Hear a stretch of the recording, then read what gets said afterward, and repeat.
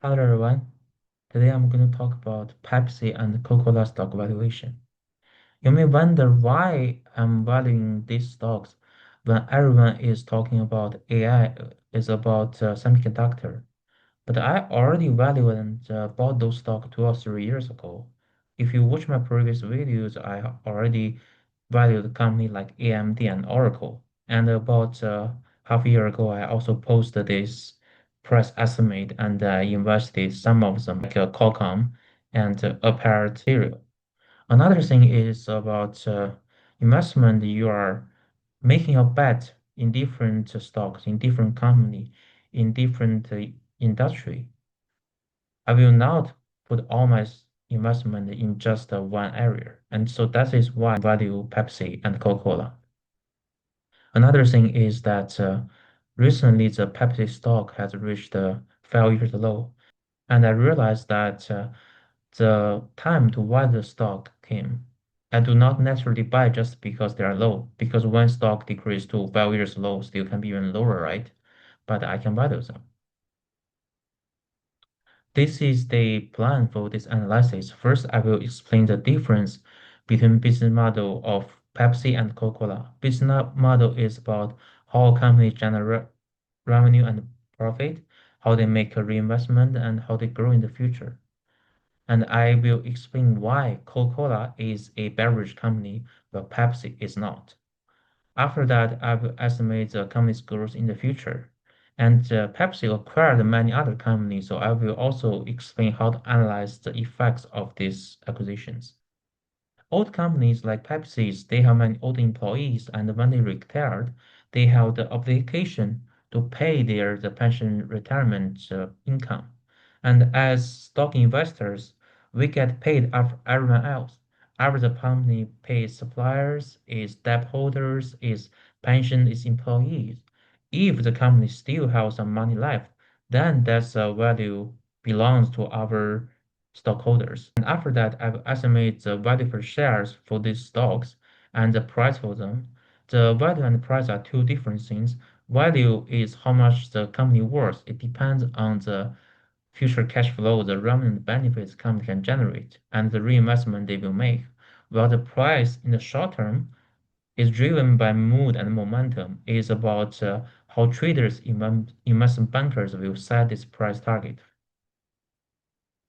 In the past, like many people, I just think that Pepsi and Coca-Cola, they are just the two beverage company. Coca-Cola is a Coke company, while the Pepsi is a worse tasting Coke company. But if you check this business, you can tell that while most of Coca-Cola products are sugar water, Pepsi not only sells beverage, but also sell many snacks. We can see many familiar brands like Lay's, Doritos, Quakers, and if you have been living in North America, especially US, you know that the snack food is an important part for US people daily life. We bought them in the gas station when we have a long drive, or we bought them during or after the class and before after we do the gym. But I expect that the snack food consumption in US will decrease as the younger generation, especially the Generation Z, who were born from 1997 or after 1997, I expect them to have a decrease in consumption for snack food due to their increasing health awareness. So if the Coca-Cola cannot change its business model to improve their product offering, their revenue and growth may slump. In contrast, if they can turn around by changing their business model, by offering some new snacks, some healthier snacks, they may rejuvenate their growth. So that's why I'm interested in valuing Pepsi at this moment. These are information summarized by myself about Coca-Cola and Pepsi revenues by regions or countries. While both of them are US company, you can tell that Coca-Cola generate over 65% revenues from developing countries outside North America, while Pepsi generates over 60% revenue from North America. When you asking a company, when you estimating its future free cash flow, the future cash flow will have different risks based on where the revenue come from. Because most of Costco revenue are from developing countries, it will have a higher geographic risk than the Pepsi. Give you an example. Suppose you are an American, you work in American, you earn all your salary in American, you have a house in American. But right now, if you want to invest an asset in Turkey, will you use the risk of Turkey to evaluate your investment or use the risk of US to evaluate your investment? You will use the risk in Turkey, right? By the same token, these two companies will have different geographical risk based on where the revenue come from. So this is my tentative free cash flow model for these two companies before other adjustment, before I expect they have some business model change. Here we have the revenues. This is how much money they can make in the future. You can tell that both companies have revenue decrease, growth decrease. Coca-Cola has negative 2.5% revenue growth, while Pepsi also only have less than 1% revenue growth. So first, I expect they gradually rebound back to the industry average. Snack and beverage growth rate is about 6%. But here you can see that I give Coca-Cola 3 years revenue growth. I'll only give Pepsi 1 year. Why? Because Coca-Cola is still a strong brand name. I believe that many people still will drink Coca-Cola, even if we all know that it is unhealthy. And after that, I gradually decrease that to long-term US Treasury rate, which is also about the GDP growth rate. But here you can tell that this is a cost of capital. This just shows the risk of the cash flow. To understand, just think about when you deposit money. Suppose you deposit $10,000 and your interest rate is 5%. And want to calculate how much money you can get after 10 years, you use the 10,000 multiplied by 1 plus 5% with the power of 10, right? But right now, if I ask you, if you want to know, if you want to get $10,000 after 10 years, which 5% annual rate, how much money you need to deposit today? You use 10,000 divided by 1 plus 5 with power of 10, right? But if you invest in a higher risk investment, if right now instead of depositing in a bank, you want to buy SP 500 and you want to receive 10,000 after 10 years, you will use the 10,000 divided by 1 plus maybe around 8 to 10% of that is the average return for SP 500 and with the power of 10. When you do that, the current amount will be decreased, right? Which means for the same amount of 10,000 in the future, you need to invest less today. So this is how this formula works. Because Coca-Cola has higher risk right now, I give it higher cost of capital. However, if you see this number, you can see that as time passes by, the Coca-Cola risk barely change, while I gradually increase Pepsi's cost of capital, Pepsi's risk, because like I just mentioned, I expect their snack business decline. And next, I will talk about Pepsi acquisition.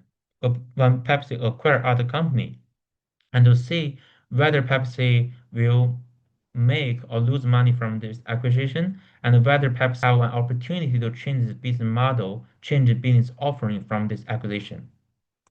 You can tell that Pepsi acquired many energy drink or snack company.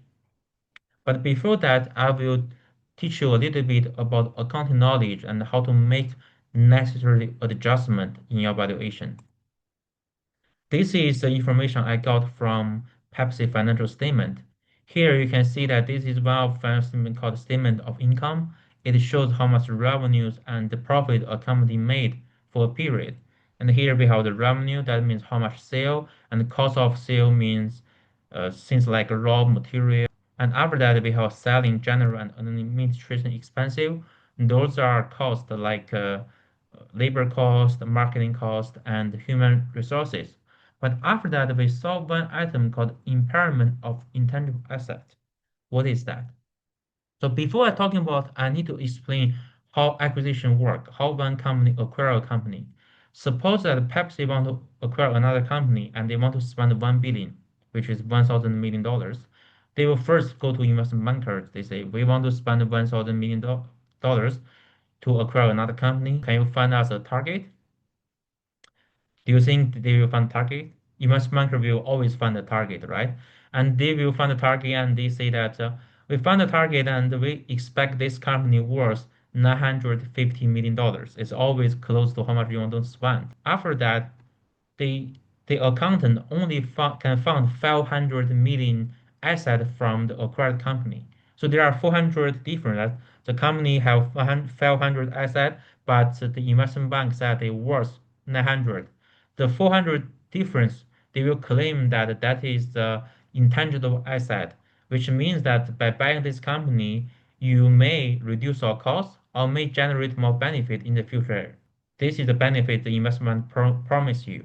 However, if in the future you do not generate the promised benefit, say investment bank can tell you that you can generate 400 million, but in the future it's only generate 200 million.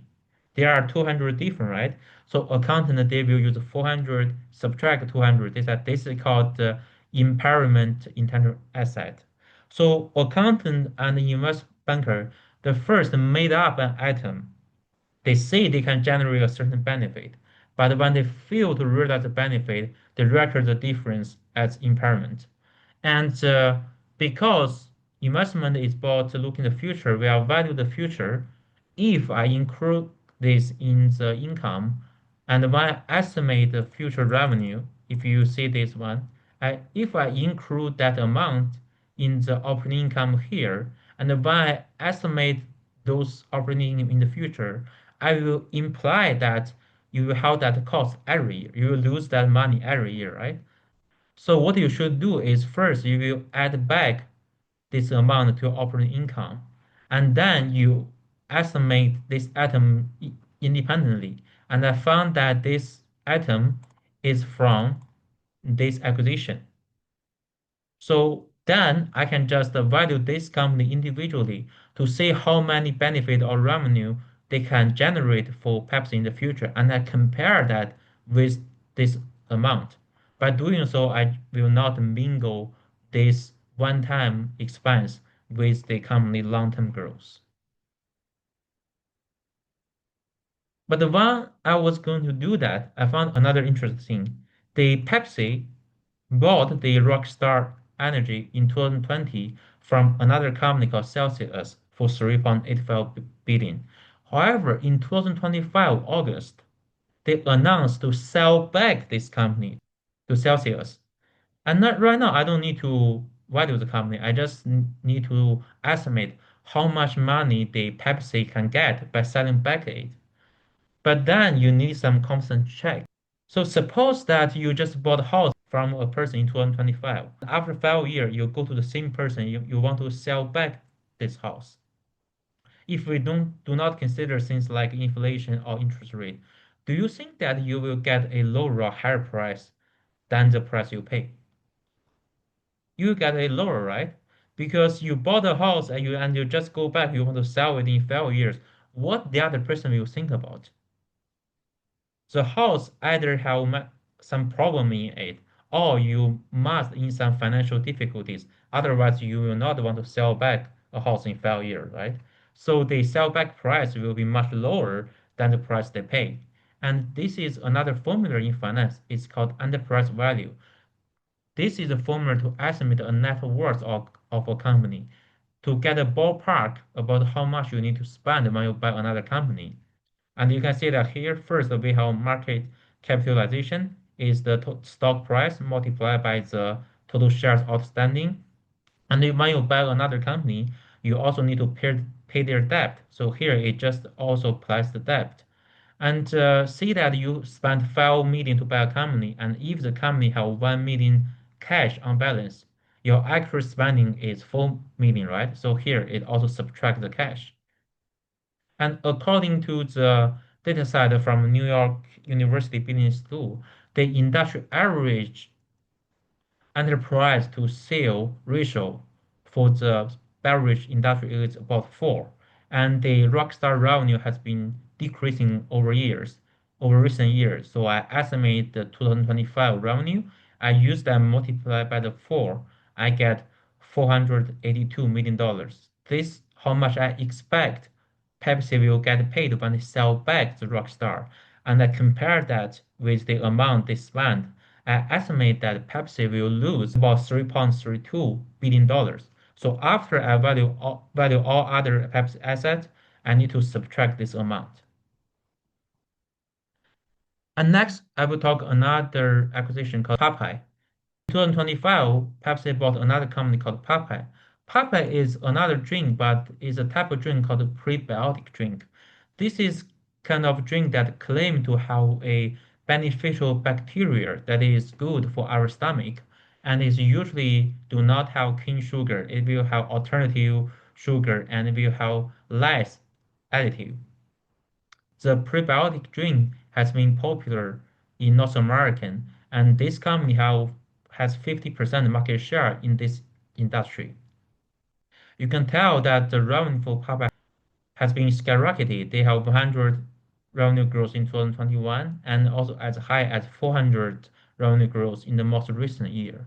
So expect that the Popeye can be an opportunity for Pepsi to turn around, to change its opportunity, to change its business model, to regenerate their growth.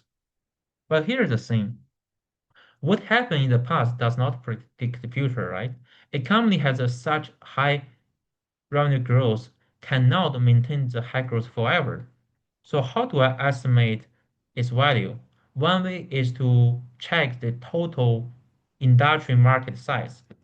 Just give you an example. Suppose that a country has 100 billion GDP and your company is one of the largest company in this country. It has 10 billion revenues. It's very high, right? It's also have very high growth. But even if your company very high growth, it's unlikely that this one company will have over 100 billion revenue in the future because when you have 100 billion, your one company will have the whole country's GDP. Then there is a room for other company how to have a negative revenue growth to break even, right? Right now, Papa has about 50% market shares in the health drink, and the total expected market by 2034, after 10 years, is about 4 billion. So I expect that Popeye will have 80% market share by that. So that will transfer to $3 billion. And I will see that how many revenue growth rate the Popeye will have so that they can have this revenues in year 10. So you can see that for next year, it will have about 87% and then 60% and then 34% and gradually decrease to the long-term GDP growth rate. So by doing so, I'm not saying that the company is not growing. They are still growing. It's still high growth rate, but they just do not grow as high as before. And by doing that, I estimate that the Popeye will have about $3 billion value, and I compare that with how much the Pepsi paid. The difference is the estimated value I think this acquisition will add to Pepsi. And usually when I do the valuation, if the company have acquisition, I just value all of them. But later I found that sometimes I can take some shortcut. In 2020, Pepsi also acquired another company called Big Cherry. It's a Chinese company selling snacks like nuts and dry food. And when I saw this acquisition, without even checking its finance, I think that it's likely that Pepsi will generate few or no values from this acquisition. Why? That brings us back to the business model. Just think about how many companies in China will sell similar product. There's no competitive advantage for Pepsi to earn money from this brand. That's my first thought. And then I found something interesting. From the Pepsi financial report, you can see that the accountant report information regarding this acquisition. You can tell that for the Becherry, they report the identifiable asset, the asset they can find at around 389 millions. And they claim that it has goodwill, it has potential benefit, another potential benefit for about 300 million. This is what accountant record. But later I found that the company have impairment of intangible asset, the thing I just talked about, that how many money, how many promised profit the company failed to realize later. You see that for the 2021, they have $172 million impairment, and in the 2023, they have 59 millions, and in 2024, they have 4 millions. So in just 3 years, the company already failed to realize about the 250 millions benefit the investment bankers promised. Well, here the total promised profit is about 300.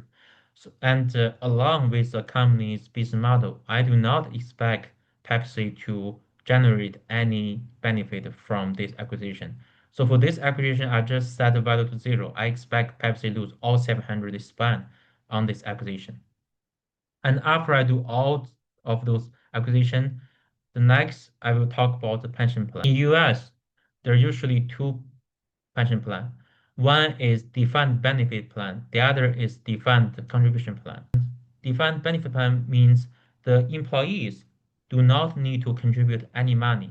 While you are working for the company will invest a certain amount of money to other assets, such as stock, bond, real estate. And after you retire, they will use the return from those investments to pay your retirement. Another is defined contribution plan. That is very normal right now, in which employee choose to contribute a certain amount of your salary, for example, 10%, and the employer matched you by contribute another 10%. And for Pepsi, they used to have some defined benefit plan.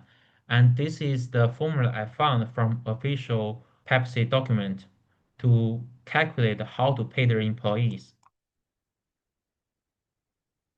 And you can see that they use 3% multiplied by the highest average monthly revenues for the first 10 years the employees work for the company. And they use that plus the 1% multiplied by the years after 10 years. And after they add them, they will subtract the 1 to 2 30% of the total Social Security employee will receive and not exceed to 30 years.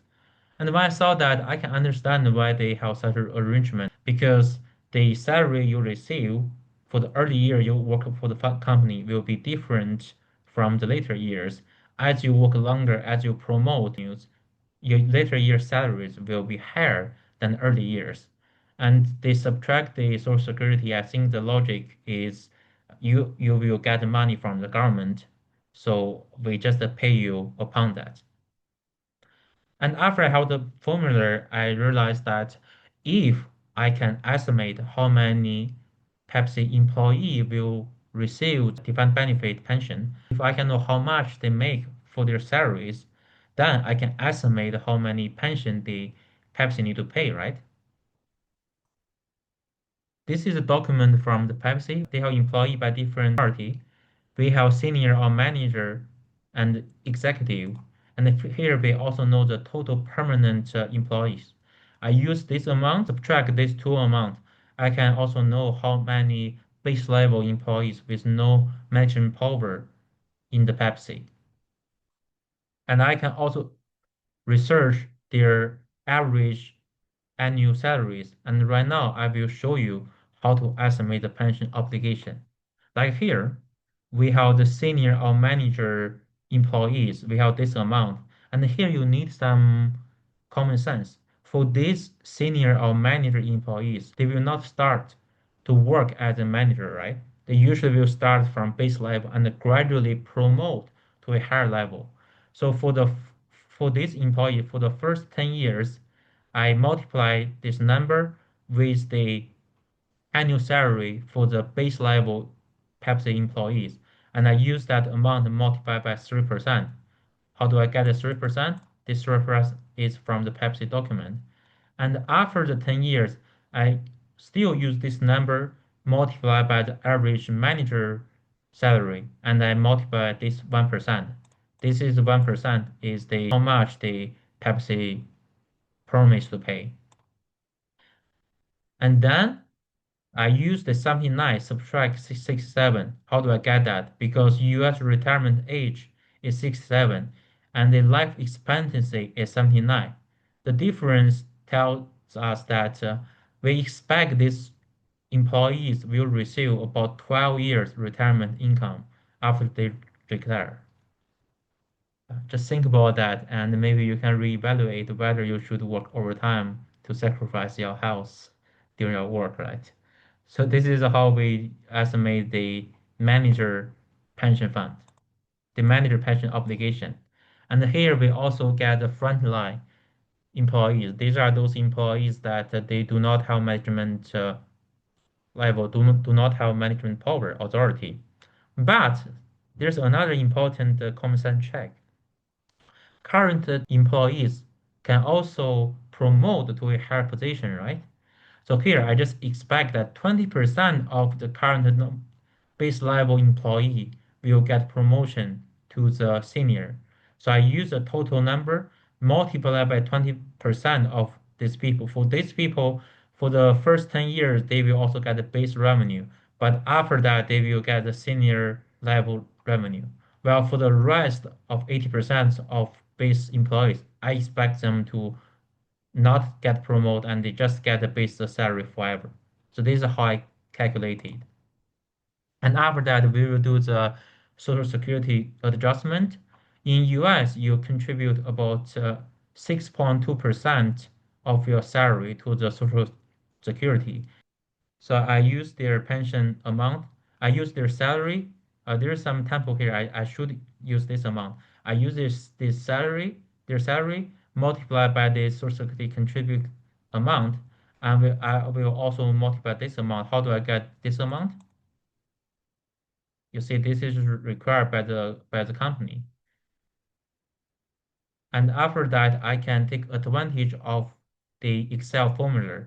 The company said it will multiply the year, not excess of 30 years. So I say that if its working year bigger than smaller or equal to 30, we just choose 30, we choose 30. And if the number is bigger than the 30, we just give 30. So by doing so, I estimate how much pension the Pepsi need to pay its employee in the future. But remember that right now the Pepsi have already invested in some asset, right? And I can get this information from the financial report. Right now, the Pepsi have around 14 billion planned asset, and I compare that with the total 16 pension fund they will pay in the future. The difference is how much money I expect Pepsi still need to add to the pension fund to pay its employees.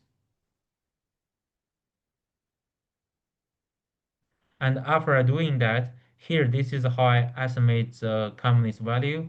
We have the cash flow, we subtract the debt, and I add or plus those gain and loss from acquisition, and I plus the cash on balance. And after that, I subtract the pension liability divided by total shares outstanding.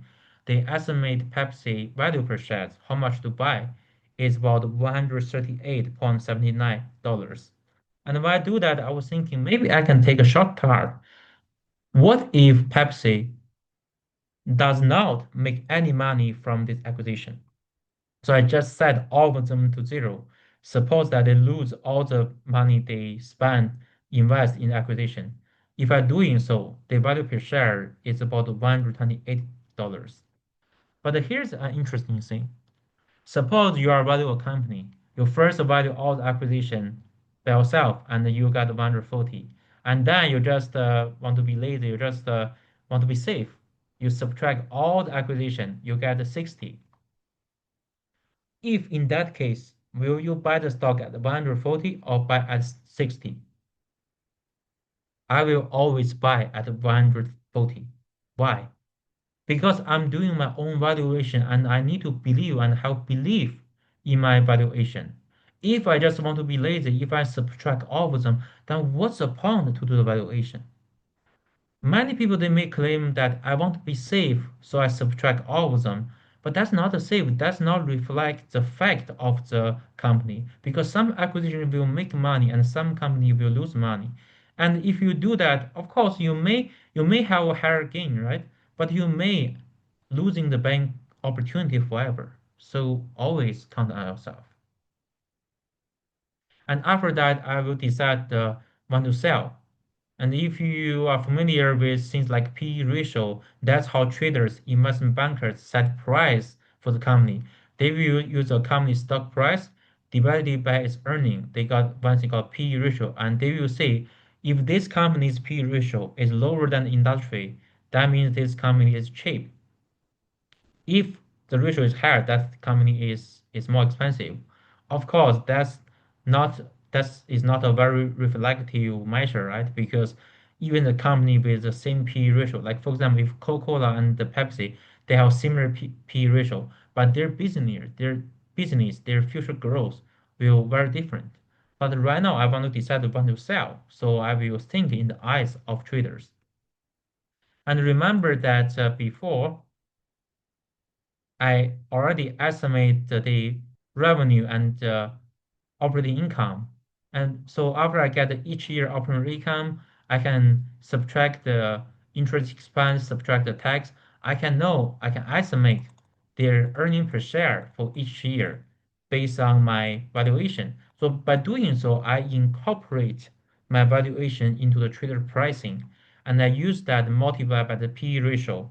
I get estimated price the trader will push in the future. But another thing is recall that I said the money in the future does not equal the similar amount of money today.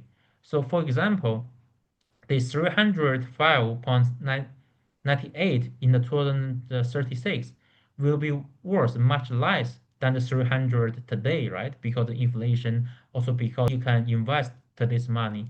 So I use future value divided by 1 plus the long-term S&P 500 growth rate with the power of year. Like for example, for the 2027, that's about 2 years from now. I just use this amount multiplied by 1 plus 8% with the power of 2.